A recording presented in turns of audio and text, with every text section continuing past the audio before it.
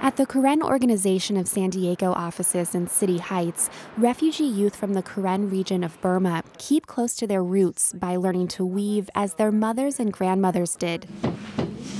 22-year-old April Mu and her family came to San Diego from a refugee camp in Thailand 6 years ago and settled into a furnished apartment. I remember we were so excited because the building and all the utensils in the kitchen and the bed, the couch, those are brand new to us. I have never seen that before except in the movie. Karen rebels have fought for 65 years for greater autonomy from the government in Burma, which is also called Myanmar. Mu's parents fled the violence in 1983. Mu was born in the refugee camp and stayed there until she was 15. Living in camp, it's so hard because you just live your life like the bird in the cage. There's no way out. In San Diego, Mu felt her wings spread. She became the first in the local Karen community to graduate high school and pursue a college degree. But Mu says that bird in the cage feeling doesn't go away as easily for Karen parents and grandparents here.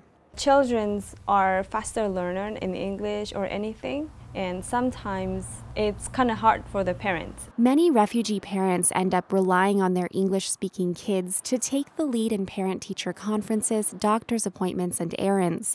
Mental health professionals say the result is linguistic isolation and often depression and anxiety. That's why the Karen organization enlists as instructors for its weaving class Karen elders who have shied away from other kinds of community involvement. Once a week, the young students carry their handmade looms into a small classroom where the elders can take the lead. Organizer Grace Michael calls the program Homespun. I imagine that when they go out in the world and are trying to, navigate life here in the States, they're probably feeling a lot more lost and confused. So it's probably nice to come into a space like this where it's like, okay, yeah, this is something that I know how to do and I'm good at. The technique involves tamping alternate colored string into a tight pattern.